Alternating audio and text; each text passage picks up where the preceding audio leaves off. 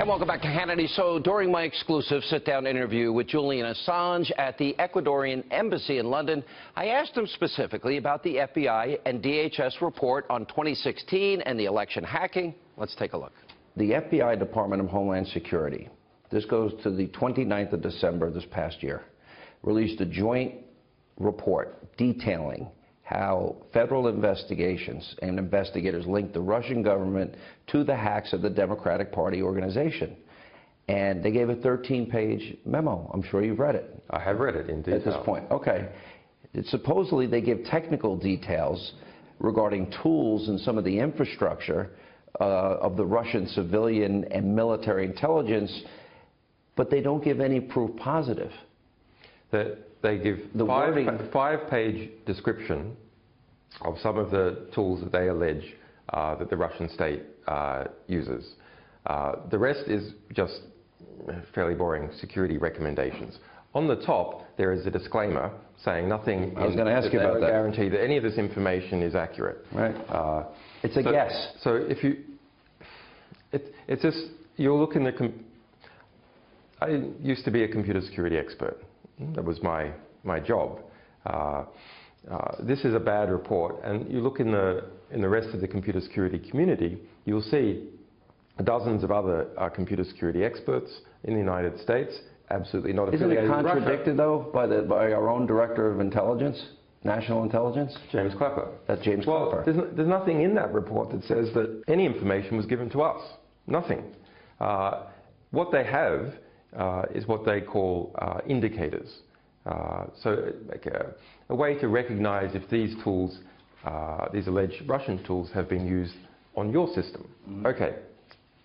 So in response to that, some engineer at one of the US electricity companies found this signature on one of their laptops. Okay. So then this was analyzed by a wide range of US computer security experts. I've read those reports in detail. And it's discovered this is a commercially available tool produced by Ukraine. So it's straight out of the bat, we either have a deliberate attempt to mislead or thoroughly incompetent work. Straight out of the bat. So that story about the laptop at the power generation center, that was picked up by the Washington Post and the administration, pushed everywhere, that here's the Russians infiltrating the electricity grid, and it was completely bogus. That was bogus. But there's another side of this which is, I think, pretty fascinating, and that is that Hillary Rodham Clinton had a private server at a mom-and-pop shop in a bathroom closet that I would argue, and other lawyers would make arguments that it was illegal for her to have. From what we understand, the Podesta emails were hacked through a phishing scheme where it said, click on this, give us your information, and he did so. So we made it. Well, there's a number of hacks of the DNC and Podesta based on the publicly available information. This is not something coming from our sources. We published, as part of our policy of full disclosure, not interfering with the material, we published the several Podesta emails, which shows Podesta responding to a phishing email. Now, how did they respond? Podesta gave out that his password was the word password. Mm-hmm. His own staff said, this email that you've received, this is totally legitimate. So this is something a 14-year-old kid could have hacked based on Podesta that way. In relation to computer security and Hillary Clinton's security, those Secretary of State emails, if you read closely FBI reports and the emails that we released related to Hillary Clinton, you'll see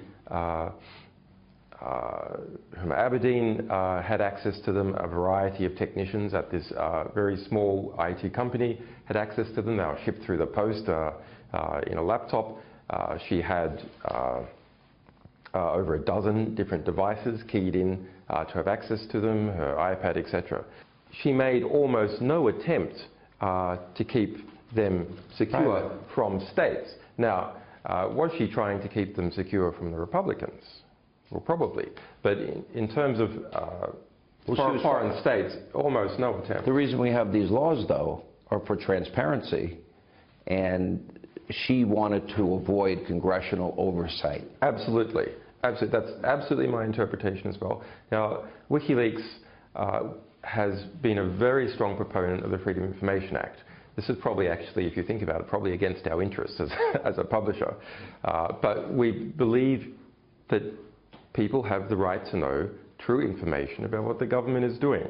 Now, the Freedom of Information Act has been subverted.